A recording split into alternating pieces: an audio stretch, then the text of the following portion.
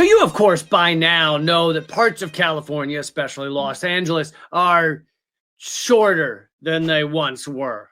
They've been burnt to the ground by epic fires that had nothing to do with climate change. In fact, climate change put out a statement denying all responsibility. For some reason, it was written on Heritage Foundation stationery. Anyway, those apocalyptic fires would have been even worse if it weren't for the incredible efforts of America's heroes, our best and brightest, the few, the proud prison slaves.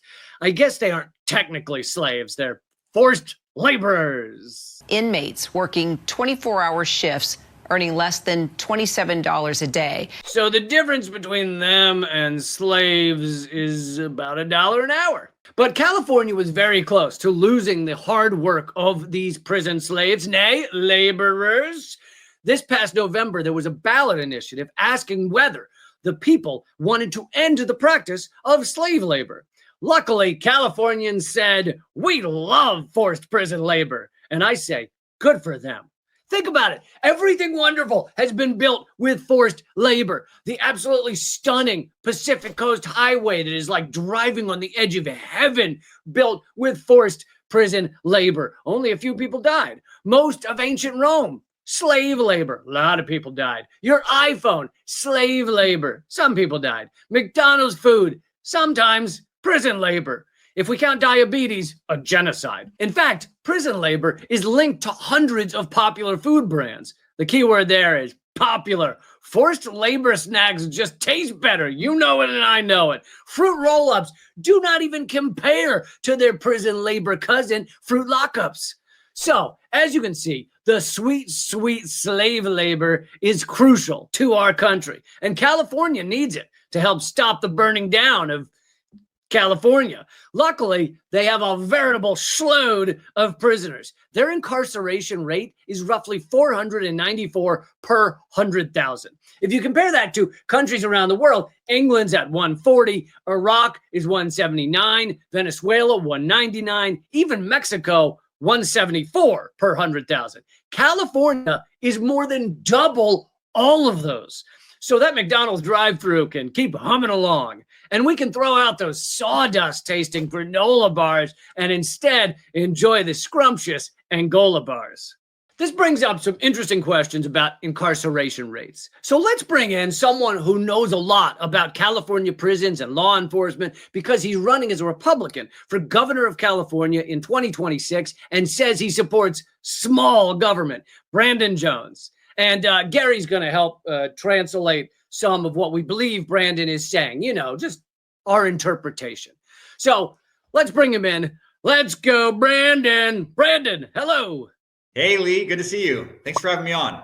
Thanks for being here. So enforcing laws in California is one of your priorities, and I couldn't agree more. Lock them up. California's per capita imprisonment rate is like 494 per 100,000.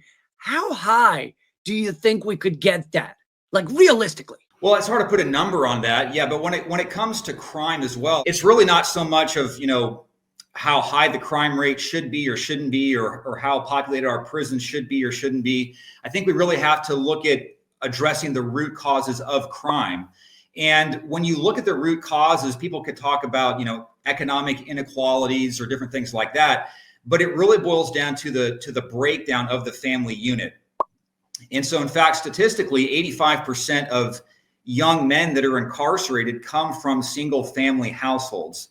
So looking at the statistics or what the numbers should or shouldn't be, I think that what we have to do is really address the family issues that are leading to the crime epidemic that we see in California.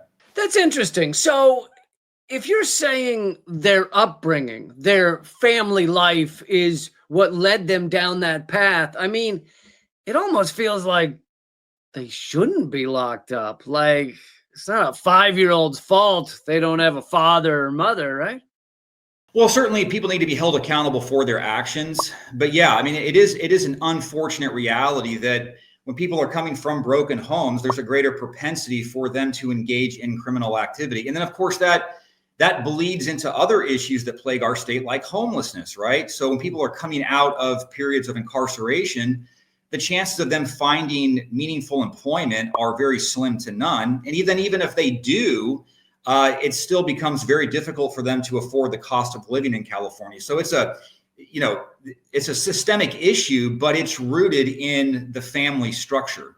So government saying that families should be a certain way, does that not mean that government then gets involved in making sure families are a certain way, which isn't that really big government? No, but I think that government should support the family structure. So when government has a misguided view of what the family should be, then in my view, government is actually influencing the issues that flow from broken families. So the government should support healthy, loving families. But yeah, the government shouldn't dictate or tell families, you must, allocate certain amount of time to spend with your kids. I'm not going that far, but government should support healthy, strong families. Okay, Brandon, thanks for joining me. Thank you, Lee. Appreciate you having me on. Brandon Jones, candidate for governor of California. And let that be a lesson to you gay couples or childless folks or single people or single mothers or orphans whose parents died in a horrible hot air balloon accident. Get your shit together. You're the breakdown of the family unit that is ruining everything for the rest of us. Next time someone steals your wallet, don't get mad at society or mad at the person. You should just think, I shouldn't have been a lesbian.